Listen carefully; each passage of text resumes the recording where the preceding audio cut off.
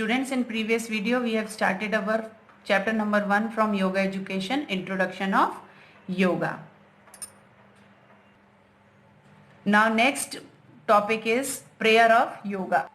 Now this is the prayer, students. Om Sehna Vavatu Sehnau Bhunaktu Seh Viryam Karvavahe Tejasvana Vadhitamastu Ma Vidishvavahe Om Shanti Shanti Shanti.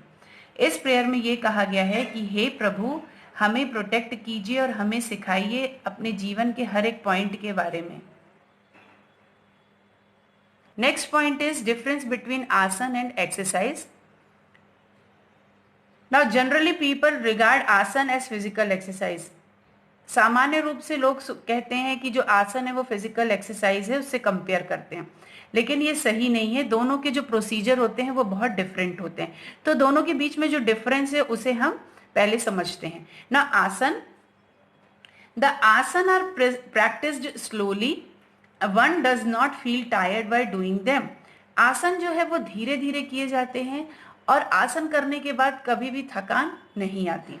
But in physical exercise are done hurriedly, जल्दी जल्दी किए जाते हैं. One feels tired and sweat, तो जो भी उन्हें करता है वो थका हुआ होता है और स्वेटिंग होती है, बहुत पसीना आता है. Second difference is asana are done with normal breathing, they are performed with given breaks and per one's capability.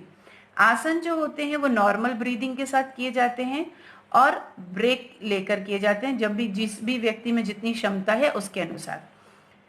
In physical exercise, breathing is fast. Exercise continues till one feels tired. Breathing बहुत fast होती है और exercise तब तक करते हैं जब तक हम थका हुआ ना महसूस कर लें. Third difference is during asana muscles are stretched resulting in flexibility of the body parts and one feels active.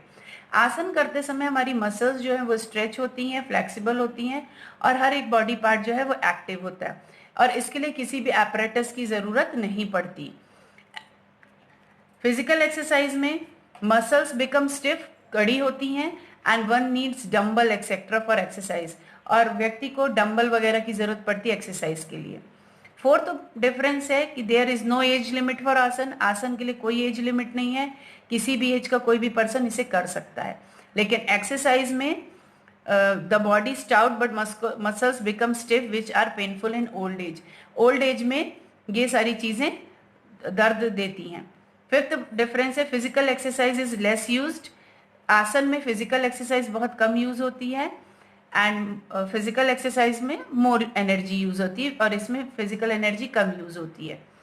Sixth difference है normal diet is taken during the आसन. आसन में हम नॉर्मल डाइट लेते हैं लेकिन फिजिकल एक्सरसाइज में हमें एक्स्ट्रा डाइट की जरूरत पड़ती है. सेवेंथ डिफरेंस है आसन has a positive effect on body, mind and spirit. आसन का पॉजिटिव इफेक्ट होता है हमारे दिमाग पर, माइंड में और हमारे शरीर पर, और एक्सरसाइज जो होती है वो इन्फ्लुएंस होती है सिर्फ बॉडी पे सिर्फ उसका असर दिखता है.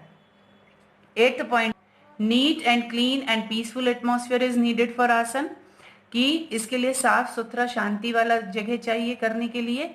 And physical exercise for special place and material are needed for exercise. उसके लिए एक अच्छी स्पेशल जगह होनी चाहिए और मटेरियल्स होने चाहिए एक्सरसाइज के लिए. 1.3 is relation between food and behaviour. खाने में और जो हमारा बर्ताव होता है उसमें क्या रिलेशन होता है. तो food and behaviour are interdependent, दोनों एक दूसरे के ऊपर निर्भर होते हैं. As per its nature food is of 3 kind. Nature के अनुसार फूड जो होता है वो 3 प्रकार का होता है, सात्विक, राजसिक और tamasic. Today we indulge in eating without caring for what is worth eating और नॉट. आज के समय में हमको क्या खाना है उसका बिना ध्यान रखे हुए हम कुछ भी खाते हैं और उसका रिजल्ट ये होता है bitterness, envy, fighting, sorrow and diseases. All are the results of our food. Now here it is said that as we eat so we have mind. जैसा हम खाते हैं वैसा ही हमारा दिमाग होता है. And as the mind so is the behaviour. और जैसा दिमाग होगा वैसा ही हमारा बिहेवियर होगा. Money earned with perseverance and purity of intention has a great impact on mind. तो 3 तरह के खाने का भगवत गीता में भी मेंशंस किया गया है, लाइक सात्विक, राजसिक एंड तामसिक. 1.4 is yoga and health. Now body is the prime means of executing duty. कोई भी कर्म करने के लिए बॉडी जो है वो सबसे प्राइम मीन्स मानी जाती है, and body is essential for performing duty and religion. ना everybody wants to be happy in the world, सब लोग इस संसार में खुश रहना चाहते हैं। So body and mind should be healthy for being happy, तो उसके लिए हमारा शरीर और हमारा मन दोनों ही हेल्दी और हैप्पी होने चाहिए। So there are very few in the world whose mind and body both are fit, बहुत कम ऐसे लोग होते हैं जिनकी बॉडी और माइंड दोनों ही फिट होते हैं। So we can accumulate as much material goods or food. If our mind and body are not ready to use them, then all this has no meaning. Now it is said that then yoga makes the body parts flexible and compensate exercise result in good digestion, and on the other hand by practicing yam and niyam one achieves self control. So here students, this is the yoga and health. So you have to read this lesson and try to understand it.